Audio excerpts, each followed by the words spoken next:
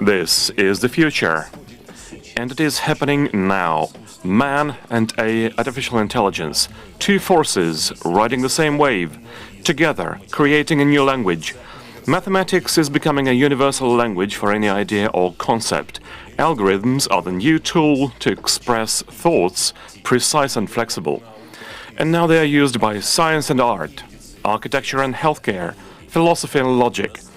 Such is the advent of an opportunity era, where technologies will reveal the potential of a man, and man will give purpose to technologies. AI Journey 2025. The journey to the world of artificial intelligence is beginning. Дамы и господа. Ladies and gentlemen, the President of the Russian Federation, Vladimir Vladimirovich Putin.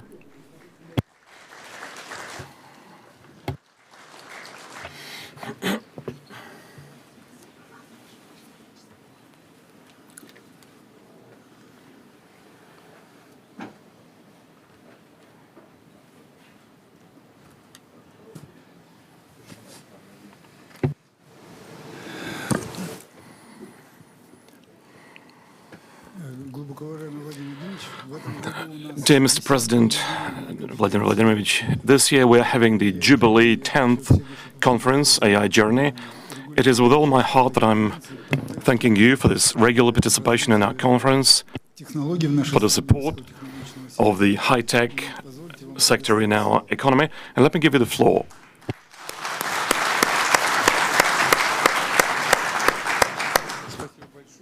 Thank you very much. Today's date is called Artificial Intelligence Journey. And Mr. Graf has just given me such a journey. It was a 3-hour-long journey, 2.5-hour journey. So we apologize to you for having had to wait here, that you had to exchange opinions for now for the topic. But in any case, I'm very happy to welcome all participants of the conference called Artificial Intelligence Journey,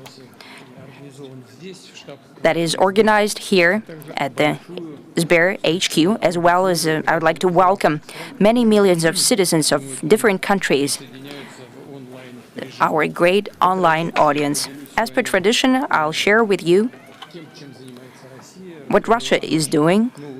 I'll tell you about our new steps in the creation and application of cutting-edge technologies, also as part of international cooperation. However, since the conference is the 10th conference, it's an anniversary, I would like to thank the Sber chairman of the board, Herman Graf, as well as the Russian Artificial Intelligence Alliance. Thank you for your resilience in the promotion of the values of progress. Thank you for your efforts to bring together the capacity of the state, businesses, and science, rallying around the tasks of technological development. And technological development, as I have said many times, requires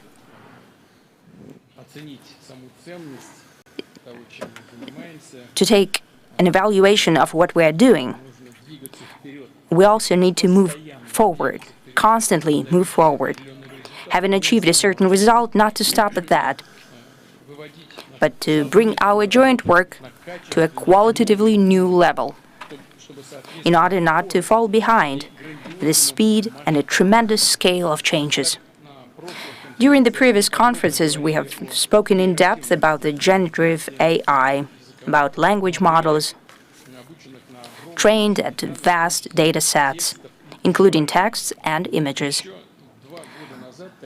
Even 2 years ago, such systems could only perform rather simple tasks, and today, using generative artificial intelligence, they're already creating intellectual assistants, the so-called AI agents, as well as unmanned transportation and robots. It's important that they are acting not according to strict and predetermined algorithms, but they're becoming increasingly autonomous in making decisions without intervention of a human. And those who already have such products and apply them receives a tremendous advantage in the efficiency and labor efficiency. It is apparent that generative AI technology is becoming essential and strategic. Possession of proprietary foundation language models is sought after not only by major companies but also by leading states. The development of artificial intelligence is evaluated to be possibly one of the largest technological projects in history. At the same time, the mainstream investment is flowing towards the increased computation capacity, as well as building additional gigawatts of capacity that has the decisive role for the reliable work of the whole growing digital infrastructure. To train the next, even more efficient generative AI systems. I have already mentioned before that during this decade, the consumption of electricity by data centers will more than triple. Along with drastic changes in all spheres, there is an increased number of users of the products based on generative AI. In Russia, an overwhelming majority of young people are widely using neural networks and language models for all types of tasks, in studies, in their professional and daily lives. There is another important thing, is that such models produce gigantic mass of new data, and they become an important tool of dissemination of information. And that means that they're capable of influencing values and worldview of people and to shape mentality of whole states and humanity on the whole. We simply cannot allow to be critically dependent on foreign systems, and for Russia it's a matter of state, technological, and I would say value sovereignty. Therefore, our country should have the comprehensive array of our own technologies and products in generative AI. Primarily, these are national language models, both foundation and small models, for specific sectors.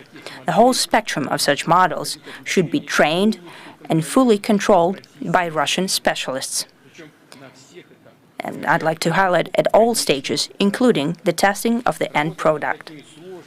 Working on such complex systems should become an important catalyst for strengthening the Russian engineering school in this very important sphere.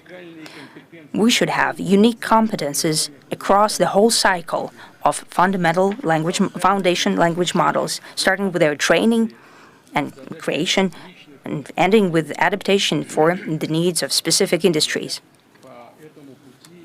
That is the path pursued by the countries who are trying to ensure their leadership and independence, their sovereignty in this sphere.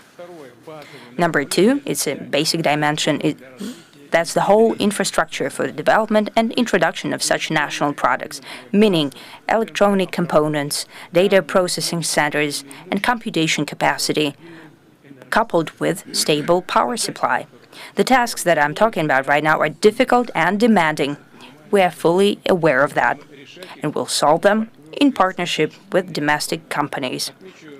I'd like to note here that products by Sber and Yandex are ranking among top in the world. And during the upcoming presidential hotline, slated for the end of the year, we'll again use GigaChat. This is a language model by Sber, and it has already proven its efficiency during the analysis and systematization of tremendous mass of calls by the citizens.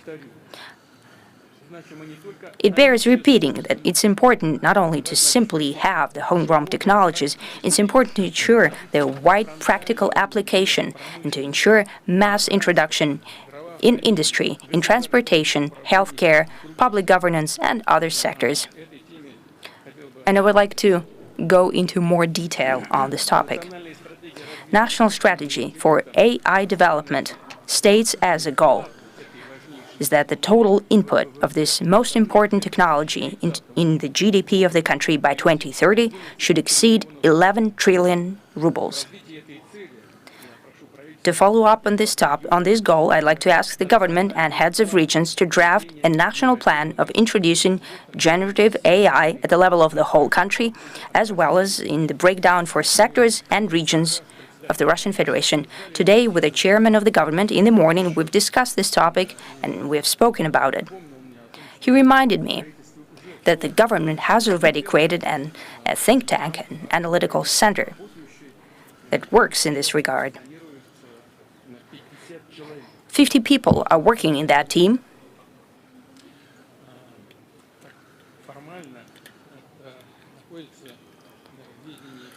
Formally, this team is working under the Ministry for Digital Development. However, it's not enough. It's not enough today.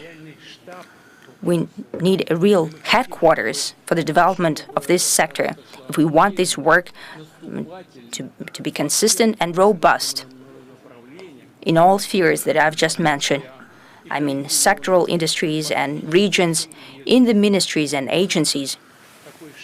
We need an interagency headquarters that could indeed set the tasks to achieve implementation and control the result.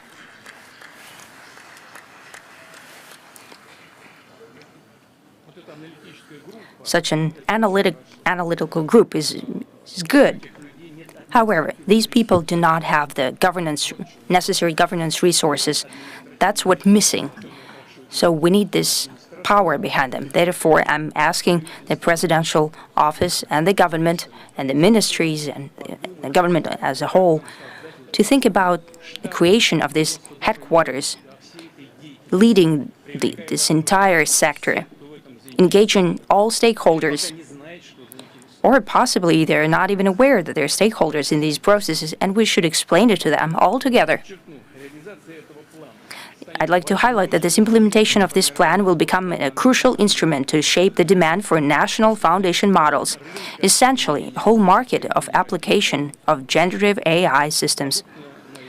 Products using this technology already by 2030 should be introduced in all key spheres. I'm also talking about such solutions and intellectual assistance, AI agents. They should be used in the majority of governance and production processes. Already in March next year, the government, ministries and agencies should present exhaustive information about the use of AI in economics, in the social sphere and in the regions. The rate of introduction of these technologies in the region should become a crucial metric for annual ranking of digital transformation. I'd like to ask to draft this new ranking using the new methodology already following the results of the next year, 2026. And in this respect, I turn to heads of ministries and agencies and regions. It's not a matter of reports, but it's about deliverables. You must be clear about the corporate's demand for innovation, be in constant touch with scientists and engineers, enable testing and practical implementation of novel solutions. Such achievements are displayed in the exhibition area of our conference. I believe they are quite useful.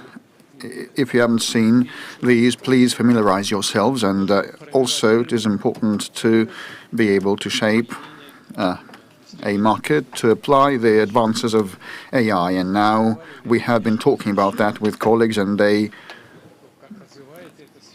told me a lot about how this sphere has been developing. As in any other domain, fortunately or unfortunately, well, I think fortunately, we are capable of shaping the market.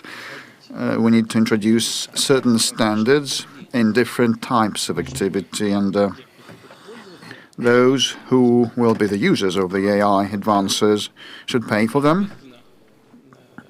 And that should create the market base for further development. We need to nudge this process, give it an impetus. I'll also add that we already have salient examples of the expertise of one region in AI application becoming a springboard for the changes across the country. Around 2,000 medical establishments in more than 70 regions have joined the Moscow Digital Healthcare Platform, and this system has provided doctors from different citizens and locations with access to AI algorithms to pursue automatic medical images and radiology studies analysis. We should be more swift in reducing administrative barriers that would hinder the implementation of technology.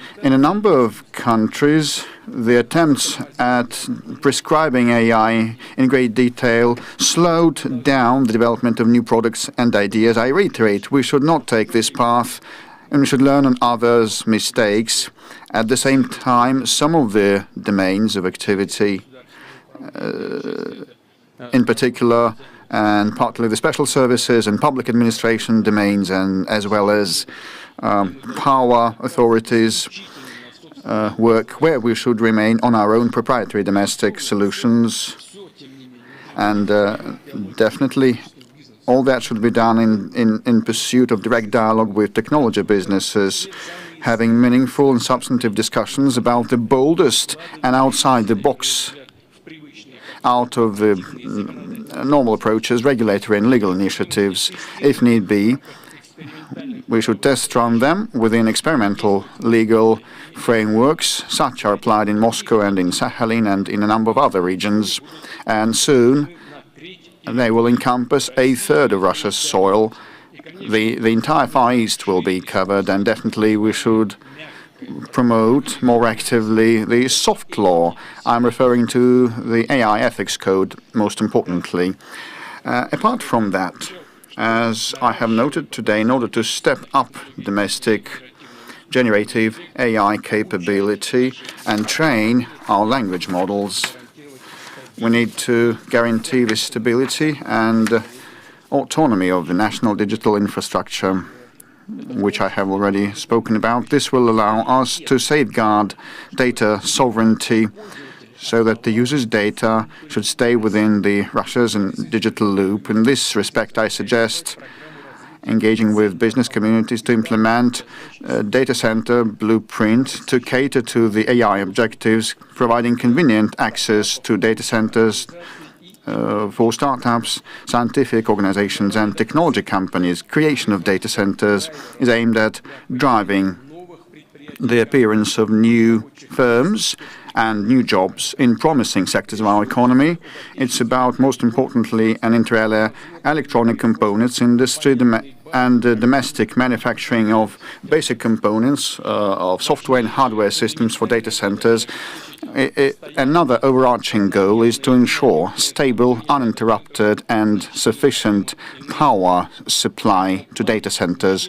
So installation of their layouts should be clearly tied with further development of all our national energy infrastructure, including the state-of-the-art, contemporary, cutting-edge, eco-friendly and sustainable coal-fired generation, including other clean sources as well, like the nuclear power sector. Right now we have had a conversation with the professionals, and they say that the energy sources alone are insufficient. We need constant, uninterrupted, powerful sources of information so that they can be used swiftly to process data, and they should be next to the consumers and the users of the services. And this is a very important goal, a daunting task, but we can resolve that because we are the only country in the world, I think, that is now capable and ready and already producing small-scale nuclear power plants. Like in Kuzbas region, you can use coal-fired generation, and in regions where we have hydropower plants, we also can do with their help. But somewhere we have major nuclear power plants, and these are handy and sufficient. But in order the data to be transferred in split seconds to the users, we need to install the small-scale nuclear power plants, but that should be done expeditiously. We have unique solutions that can be utilized for power supply of data centers. We plan to move to pursue the commercial manufacturing of small-scale floating and land-based NPPs. Also, will utilize major power plants to feed the data centers, and we're ready to offer our partners overseas such packages, comprehensive packages. With respect to our plans for future, in less than 2 decades, we plan to build 38 nuclear power units in the Urals, Siberia, and the Far East, and that will equal the current capacity of nuclear generation. The growing capability of domestic nuclear power will allow us to consistently expand the computing capacity for the AI. Dear friends, I will separately dwell on the international cooperation of ours. We will be building a joint framework in AI with our partners, working basing on the bilateral agreements and in integration groups such as the Eurasian Economic Union, BRICS, and SCO, and other formats. And we propose to approach the alignment of our national legislations to deploy AI solutions using the best practices of BRICS community. And definitely we intend to implement joint research projects, and in this respect we also have visible cooperation instances to cite, like the International Alliance for the AI established last year has launched in-depth scientific discussions about how the AI solutions will evolve in the forthcoming decade and what kind of impact will they be for manufacturing, transport, and other industries, and definitely the human beings and the family and the society and social process. I would ask the government to utilize the findings of that forecast in practical domain to update and fine-tune our plans to develop our economy and welfare. And it's obvious that the digital progress will be gaining momentum, and in foreseeable future we are sure to see solutions that will surpass the current system's capabilities, and this will happen quite quickly. And I'm referring to generative AI inter alia. And most importantly, I'm certain that Russian young scientists and engineers will become active contributors, helping to resolve these complex tasks and problems. I know that today Russian school children are attending, as well as students, winners of international AI competitions and events. Let's recognize and celebrate them all together. Dear friends, I wish you new achievements and all the best, and I wish all the AI Journey Conference participants fruitful work. Thank you very much.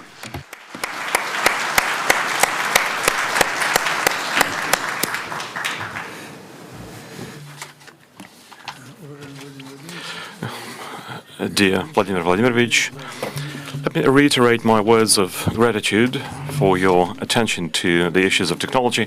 I do apologize for spending that much time today to dive deep into this most important and probably most complicated of technologies. I don't think that many national leaders are that aware of technology issues as you are, and thank you very much for the very important notes and tasking that you gave.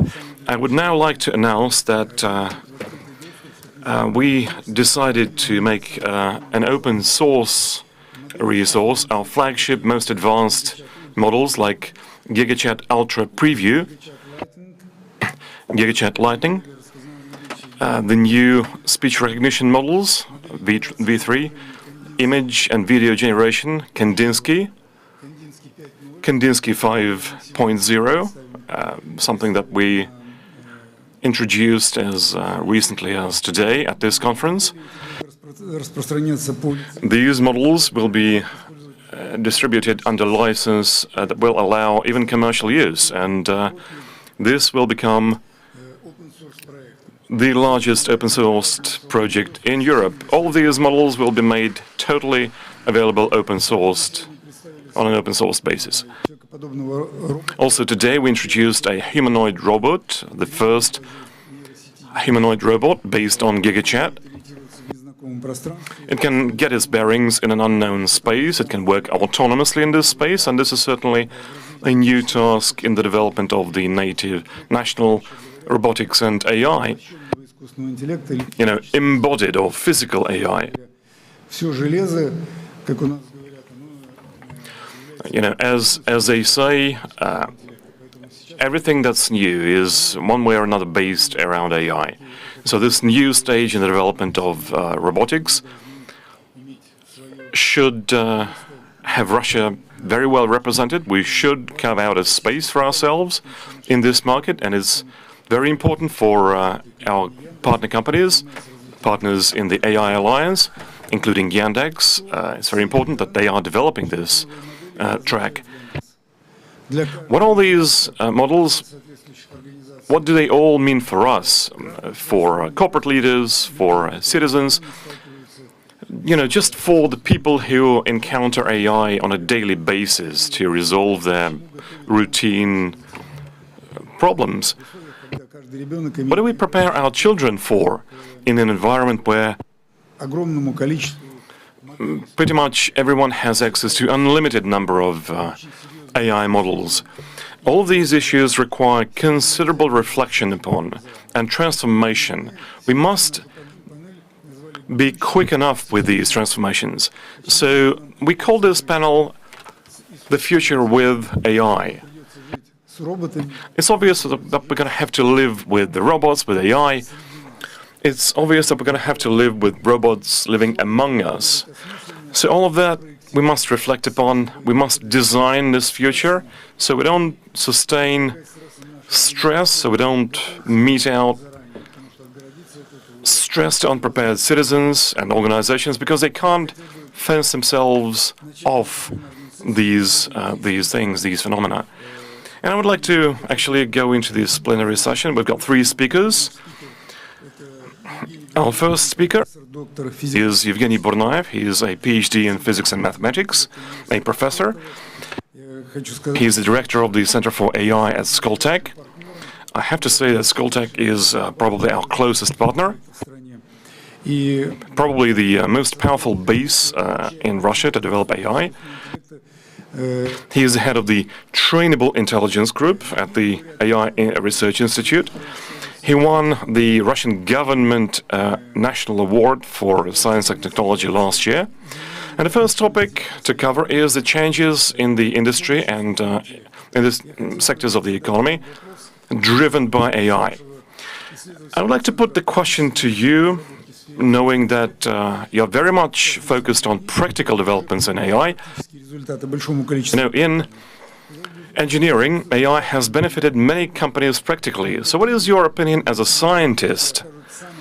What scientific developments will effect the most significant impact on the industry and economy as a whole? And what is your estimation of the next 3 to 5 years in terms of the appearance of the so-called hybrid labor, where AI is working alongside humans?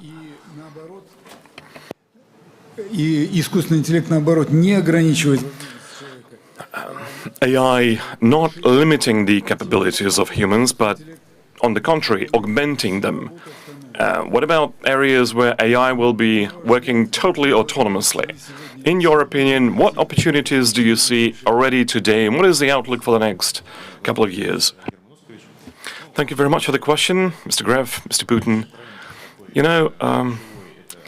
The key trend used to be automation in the industry. So a machine was given a certain number of fixed steps to do certain things. An example, in a steel mill, an image is used to analyze the defects in a prefab.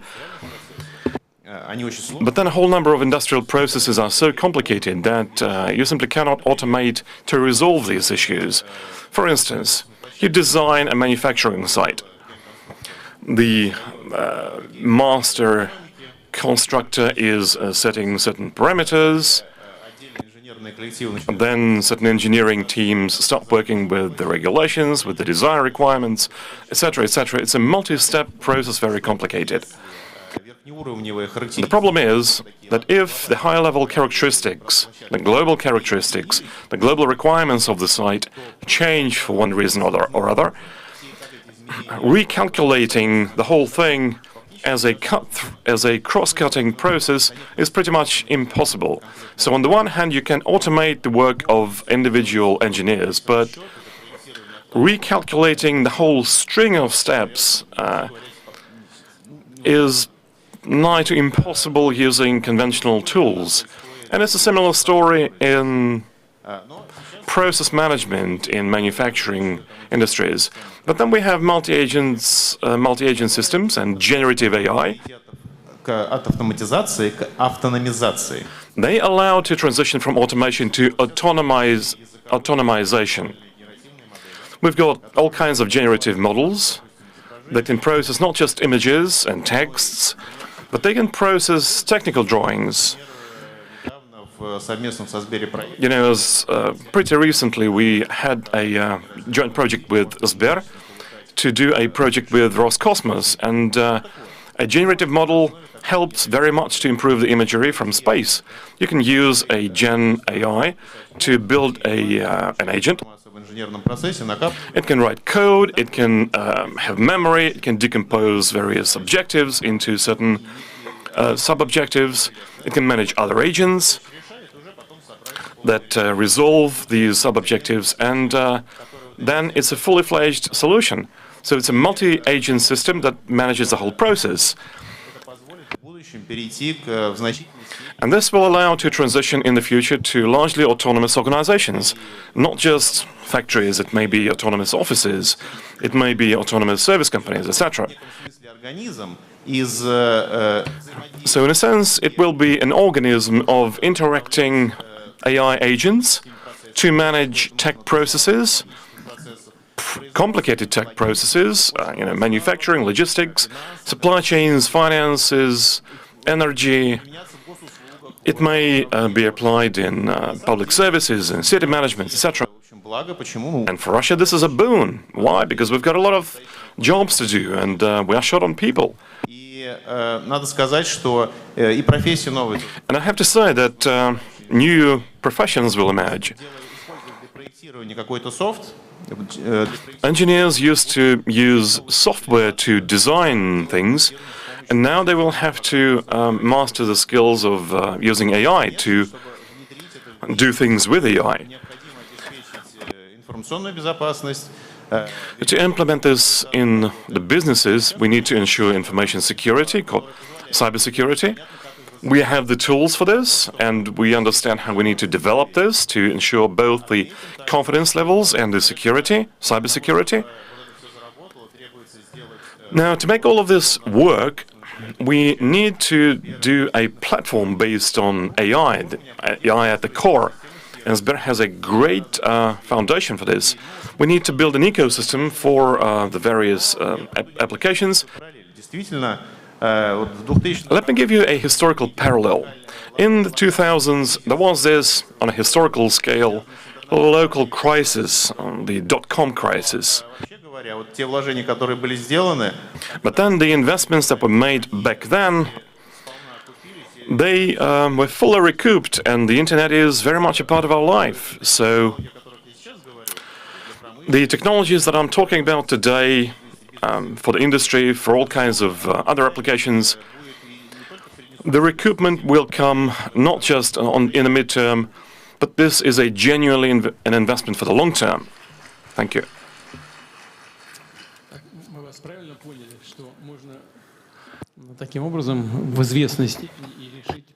Do I get you correctly that we can resolve the labor shortage problem? Yes, mostly, and the high-skilled personnel and labor resources. They also have to upskill. In the past we had the machine tools, and now we have chip-based machine tools. So that required upskilling and skill improvement. And this is the pathway to pursue. Thank you very much. And you have made mention of this satellite-based data, and I would like to thank our partner attending, Dmitry Bakanov. Over Well, recently we started cooperating with Roscosmos Space Agency quite actively. On the ground also, and thank you for providing a lot of information that we can use to train our models. In the outer space, we already have launched first models of ours accompanying astronauts, and now we are designing the cosmonauts assistant. And there's a great deal of complex equipment on board, and the AI is required to assist. So is very ready to participate in the creation of satellite constellations that the state needs so badly. Well, Mr. President, we will do that gladly in different sectors and with different aims. In terms of AI, we will do our best, and we'll be pleased to do that. We believe it's our mission. So it was quite a tricky response. Will you provide funding for the constellations, or will you just share your AI know-how and capability? Mr. President, we don't have anything left after we invest in AI. It's a very expensive toy. Why don't you use the AI to reduce the non-core spending and costs and cut those costs, and you will have extra money?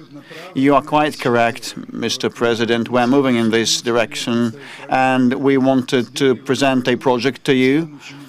Sberbank this year, with the help of a multi-agent system, will make redundant 20% of personnel that we, with the help of the AI,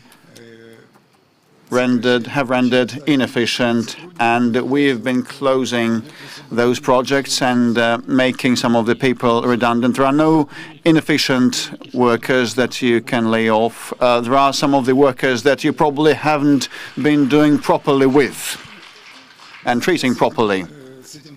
You know, I am in agreement with that. At the end of the day, inefficient workers are the lot of the inefficient managers. So probably there is also my share of responsibility in that. Well, actually, when Mr. Gref has helped me deep dive into the AI topic with the help of his colleagues, we have touched upon a very important subject, that of education. Once you press a button, you can resolve any problem, any task, solve any task or problem. Well, why then develop one's cognition and thinking?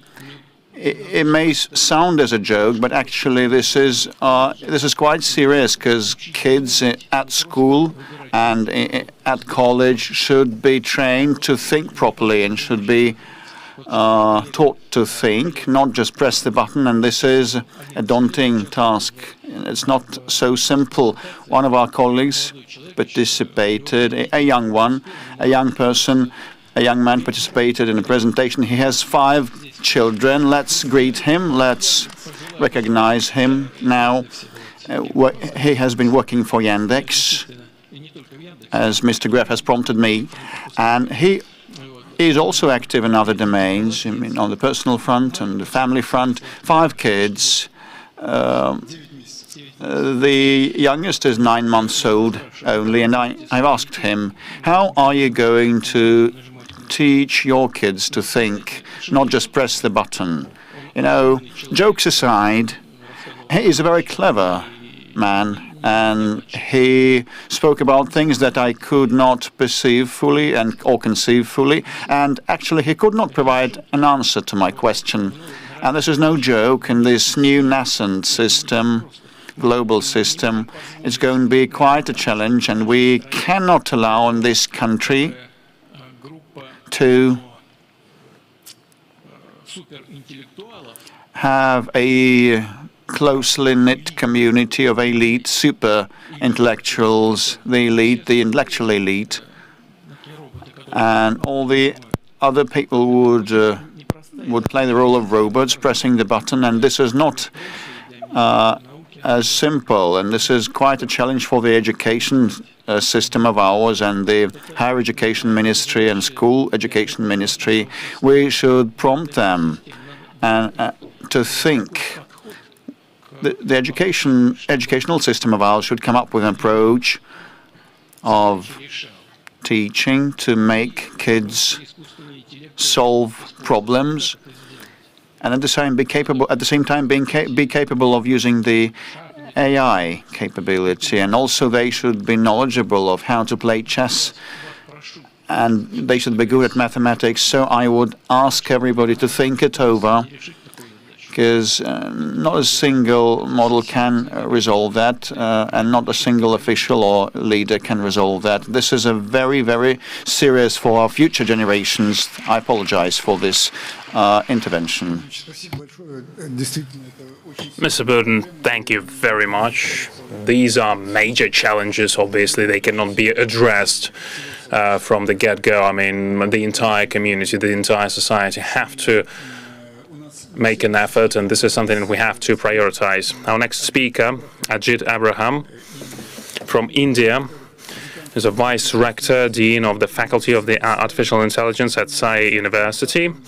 He is the author and co-author of more than 1,500 research publications in the field of AI.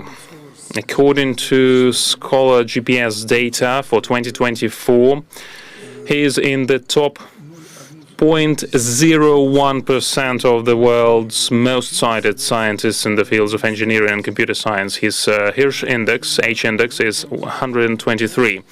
A question to you, Mr. Abraham, related to science and education. Because obviously in the era of AI, science and education goes to a totally new field. These are the fields that are so important, without which you cannot develop the entire country, and obviously you cannot develop any technologies without science and education. What is the future of science, if I may ask? We reported to the President that this year AI, for the first time, authored an article that was published in an A* journal, and up until 2030, according to all expectations, AI will write more than 1 million scientific articles. Without AI, this number would be 43,000. It is obvious that researchers cannot even read all these articles. How do you think the research work will be organized? What will scientists do? How will they work? And if you have any ideas, how should we transform education? Because you are working in the higher education system, so how do you transform the higher education system to make sure it is adapted to the era of the generative AI? Please. Thank you. Thank you. First, I will take a few moments to summarize our AI Foresight event. During the last AI journey, as per the advice of President Putin, we organized a Foresight session to understand some of the current challenging problems, future opportunities, and finding ways how we can work together to some of the cutting-edge challenging problems, contributing to the community, to the country, and doing something great to the planet. So we had close to 270 researchers from industry and academia from nearly 36 countries participating in this massive exercise during the last 1 year. Personal interviews, sessions in different countries, online, offline, all these helped us to bring all this knowledge together. And I would like to take this opportunity on behalf of all the members and the participating nations to thank Russia for chairing this session and providing this opportunity for all of us to work together. We have seen a massive transformation, how AI is changing the world, from machine learning to transformers, large language models, to multimodal models, to agentic systems, to context-aware systems. We have our colleagues working in various new areas like responsible AI, explainable AI, ethical AI, digital twins with cognitive capabilities, human and AI working together, systems, something like that. So all these things are changing in a very big way in the technological field, and AI is going to change the way we live, the way we operate, the way we do business, the way we teach our students, the way we do many things in daily life. I would like to quickly point how scientific literature, what I would say advancing scientific progress is going to be affected using artificial intelligence. From understanding literature, I would say if we want to do something new, it would have taken months to years to summarize a new area. But with generative AI, we can summarize this in few days to few weeks, starting a new area, formulating hypotheses, doing experiments, analyzing data, augmenting data. Sometimes we don't have the data, but we can augment using various generative AI tools. All these will definitely speed up scientific discovery, and even we can improve the results within few days to few weeks, which would have taken sometimes months to years, 5-10 years ago. So I think AI is going to change in a very big way, and there could be questions about our own existence, whether scientists will lose our job. Apparently no. A scientist will be working like a lab by doing multiple things, accessing various data points, problems. We can scale up our own productivity, our own research, contributing a lot of things to the community, which will all speed up scientific discovery and the way many things would progress in the planet. Some of us could ask, will AI affect cognitive abilities, will take away critical thinking? But again, without that, without critical thinking, without reasoning, without cognitive abilities, we might not be able to challenge these platforms so that we can get the best fruits out of these platforms. It is taking in a very different dimension, from smart homes to smart cities to manufacturing hubs, smart transportation systems, smart hospitals. Imagine if you're walking to a hospital and for a regular checkup, taking some blood samples and using some imaging, and you're getting a predictive diagnostics that you're going to get a neurological disorder probably in the coming few months or few years. That is how healthcare is progressing in a very different way. From an Indian context, the government of India is doing a lot of wonderful things. The AI mission invested about $1 billion for sending technologies from urban areas to rural areas, helping various stakeholders in various aspects, from manufacturing, healthcare, agri-tech, media, legal tech, So in all spheres, the government of India is doing wonderful things. Startup AI mission is another big initiative by the government of India, training the youth. So India has about 350 million youth population, which is probably almost the size of Russian population. So the government of India is trying to encourage entrepreneurship within these youth talent. The International AI Alliance, chaired by Russia, is a new platform. As of now, we have membership from more than 20 different countries. This is going to take AI in a very new dimension in the coming months and years, and I'm sure that it will again scale up in a very big way, providing massive opportunities for collaboration, networking, and contributing something for the society at large. Thank you very much.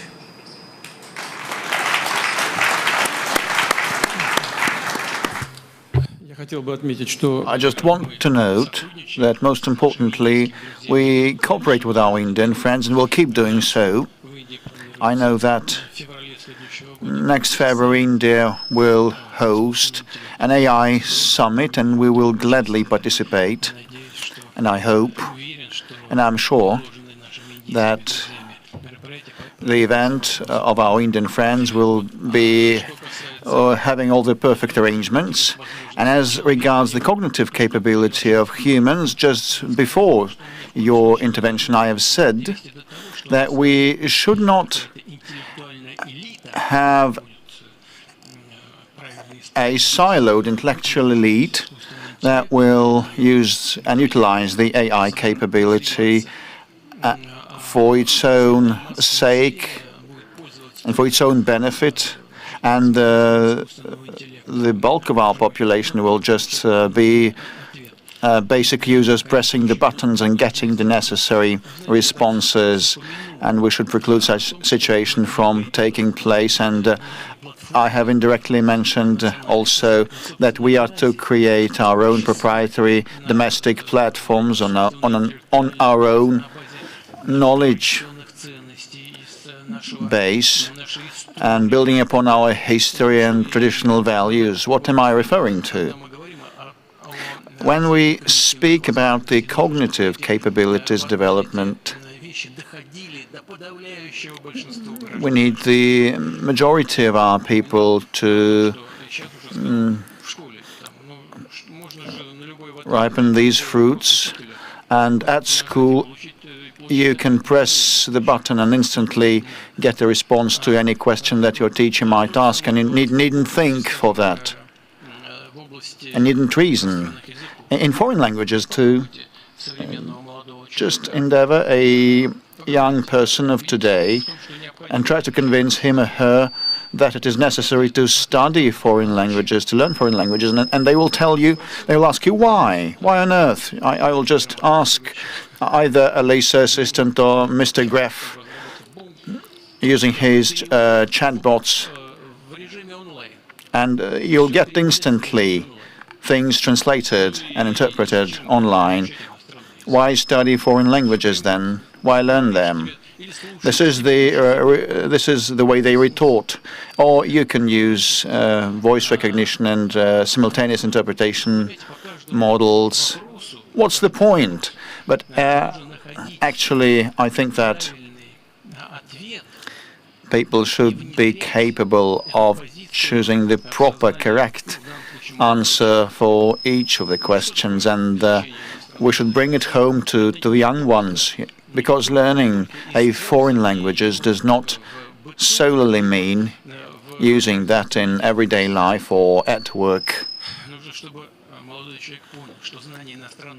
Young people should be aware that if knowledge of a foreign language would plunge you into a brand new world, and you will be able to experience a new life. Because, you know, reading War and Peace in the original and in a translated version will be two different things. And if you read Heine in the original or translated, that would be a big difference. There are very many nuances, and no translation can be 100% precise, because there are all the minor points and intricacies and peculiarities of the author's style that no translation can convey.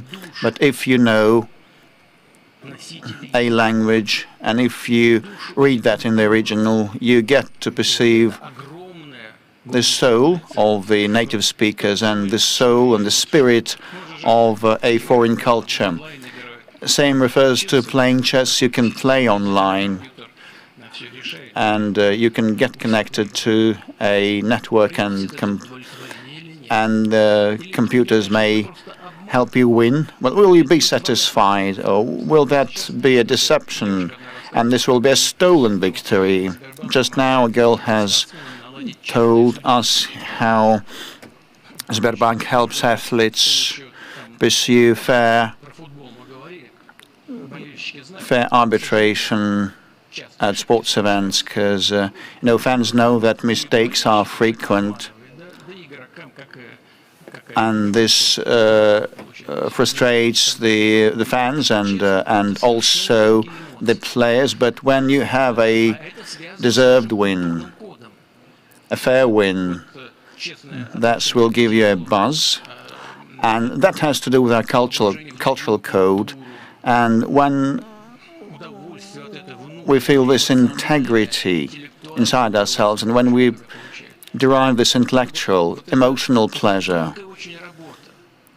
These are very fine things, and these are precious ones. And if we are capable to ensure that at school and at university, I mean, this specific approach to education, only then we will be able to utilize the AI capability to the maximum benefit of ours and obtain good results. Thank you.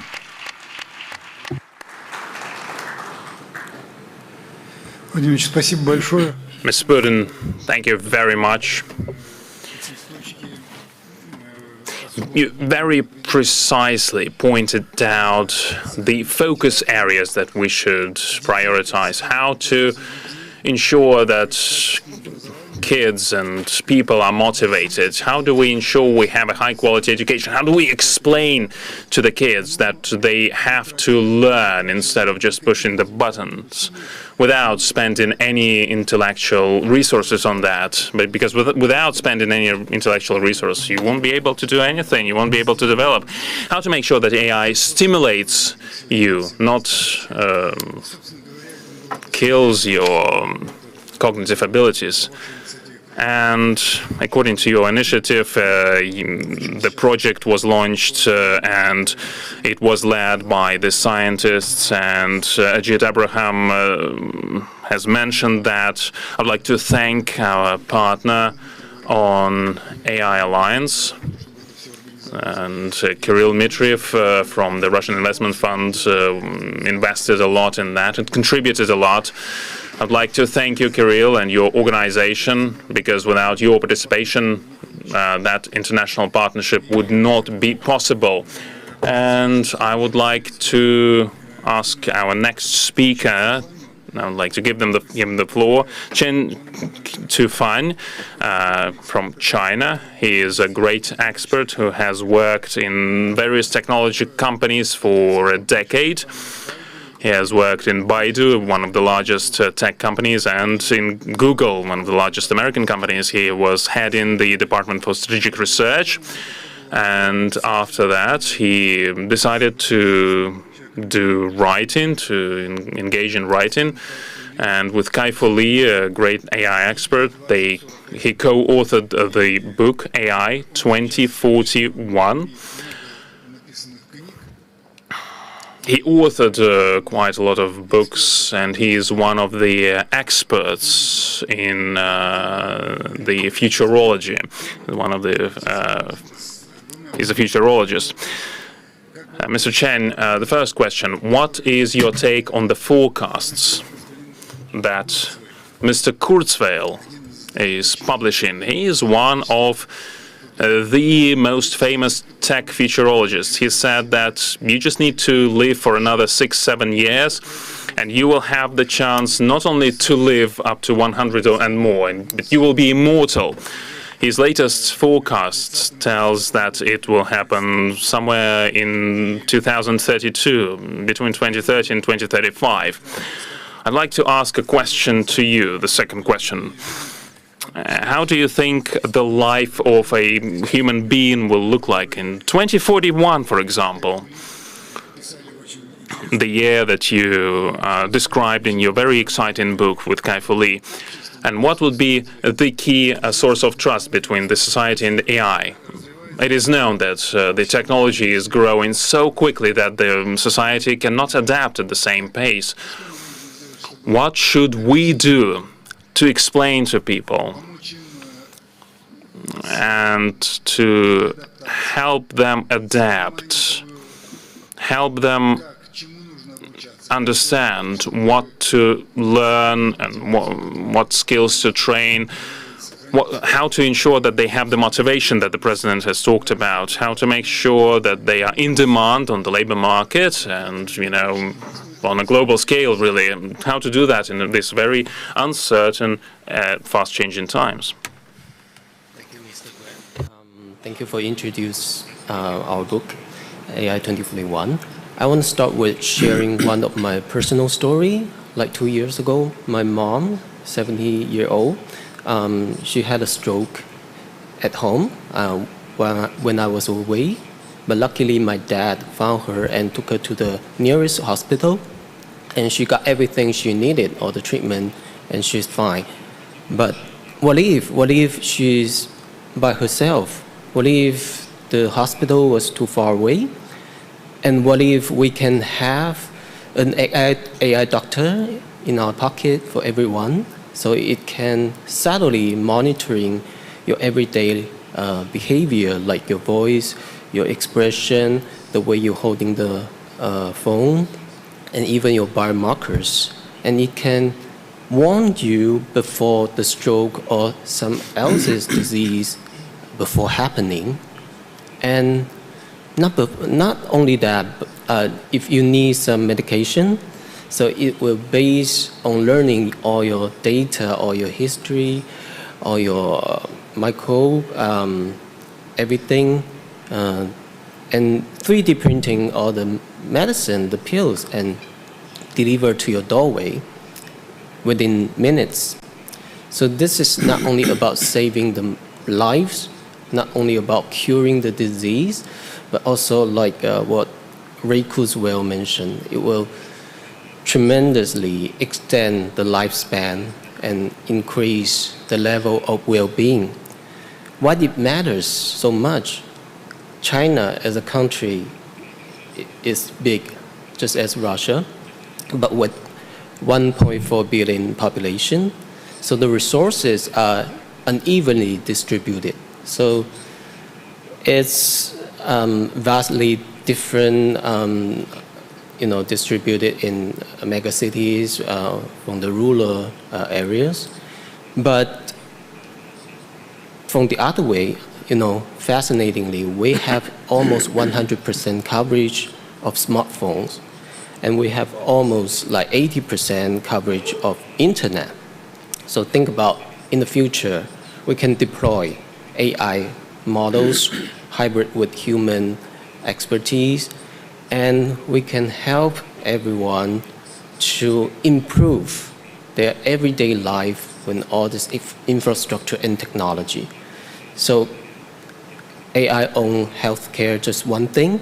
Also, like you mentioned before, multi-agent system on your phone could be your children's personal tutor, could be your family finance manager, could be your yoga instructor, could be your therapist. So everything is possible. You don't have to travel far away. You don't have to go to the big city for all these resources. And what's more crucially, just like Mr. President mentioned, we can use the technology to reconnect the younger generation with the history. Just for example, my colleague students from Hong Kong, right now they're using Gen AI and 3D printing to transform all these Chinese mythology figures into fashion toys, and which makes folklore and culture more accessible and relevant. So Russia have as deep the culture and history as China. So definitely we can use the technology to strengthen their love for history and the culture. And also my friend's daughter, 40-year-old girl, she's using AI tutor to read Russian literature, which is quite amazing, right? So AI technology definitely help us to increase the exchange culturally. So go back to my mom. So what's happening to her? So during her recovery, my dad using AI as a tool to create all this funny little animation to cheer her up, so make her laugh. So this is what reminds me in Chinese. AI, artificial intelligence, actually basically the same word as the word love, ai. So this reminds me technology is always about love, about caring, about connecting the people. And I think that's why Chinese government invests so much to support the development of AI technology, from infrastructure to legalization. So creating tremendous, impact across sections from education, healthcare, and manufacturing, and smart city, etc., etc. And this is, as a science fiction writer, I really want to invite everyone to imagine a bright, optimistic, and constructive future about the technology together. So thank you. Thank you so much.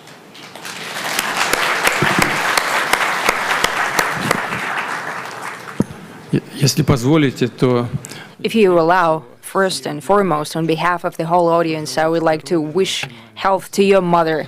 I hope she recovers as soon as possible. That's number one. Number two, Mr. Graf just reminded us about the fact that some specialists, well, now we're talking about Chinese specialists who are saying that it's possible to create the conditions. I won't go into details right now. To create conditions where people can live up to 150 years old. And I wanted to say the following in this regard. At some point in time, people lived for 25, 30 years, and that was considered normal. Later, an average age in certain countries around the world started to increase, up to 35 and 40 years, up to 50 years. That was quite normal as well. Now it's about 80 years old, and we intend to get our average age a lot higher. We even set certain goals. The women live longer. But we intend to increase the average lifespan of a person. We can possibly bring it up to 150. However, it will never be enough, just like with money.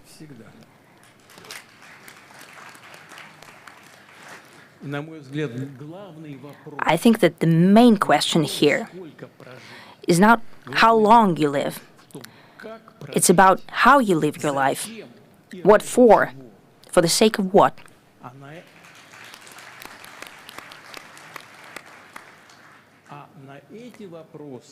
And as for these questions, the answers lie within our traditional values. And there is no irony here. Therefore, I mentioned it both in my remarks, and I'd like to wrap it up with this. Following the developments of our national platforms, they should be based on our traditional values of all nations within the Russian Federation.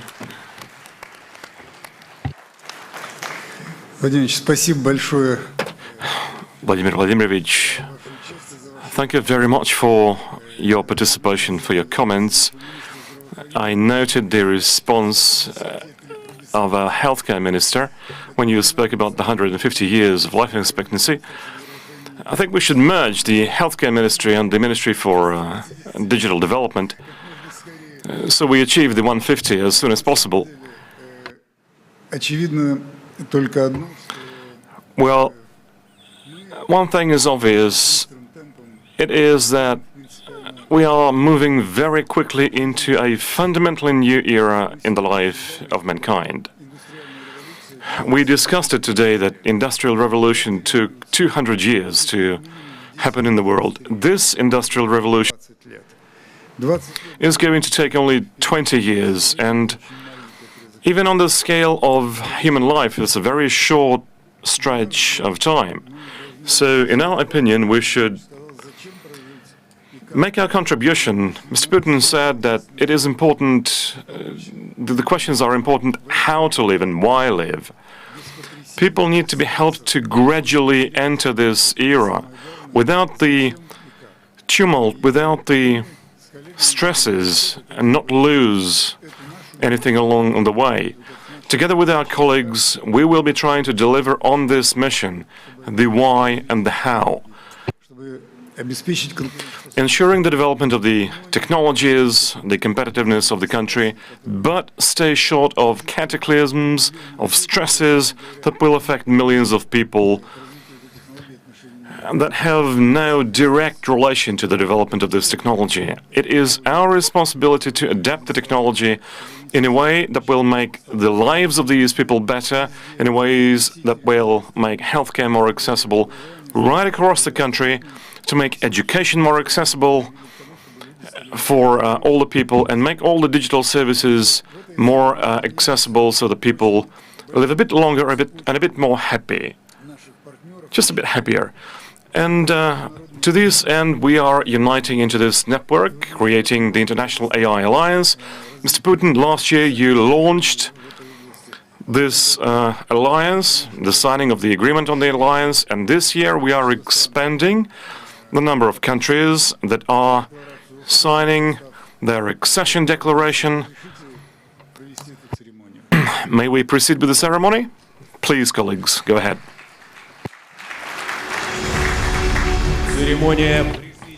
The ceremony for the accession of new members to the AI Alliance. Dear participants of the AI Journey Conference, let us welcome the new members of the AI Alliance. Very warm welcome to the new representatives of AI alliances, national AI alliances and AI institutions from 11 countries who are joining the alliance both in presence and by remote.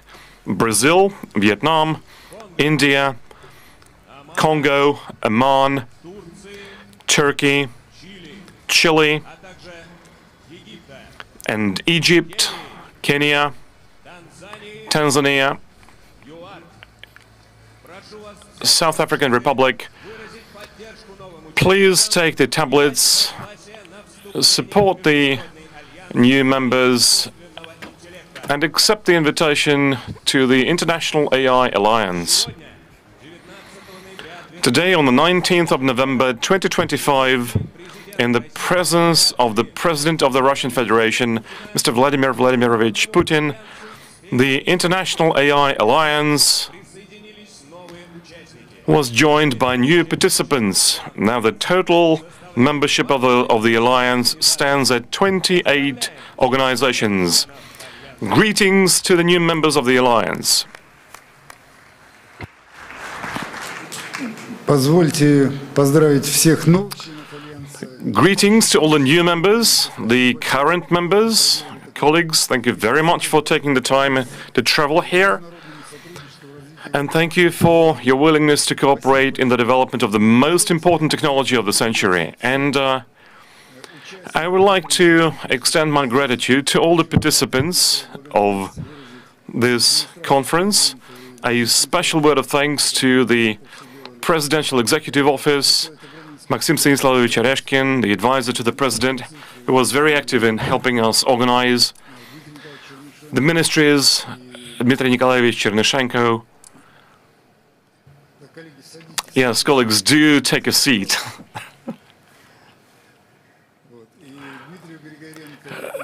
Dmitry Grigorenko and all our partners who treat this topic very, very seriously, as led by the Prime Minister.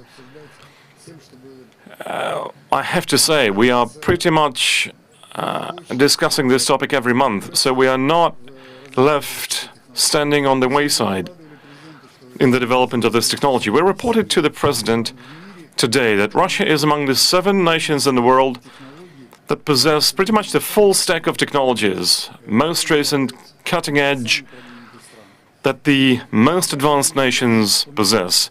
That it is your involvement, Mr. Putin, that helps to maintain the necessary level of tech development, the interest on the part of students, researchers, entrepreneurs, of all levels, government officials. Thank you very much indeed, sir. We will do everything in our power to move our country along the way with as great confidence. Thank you.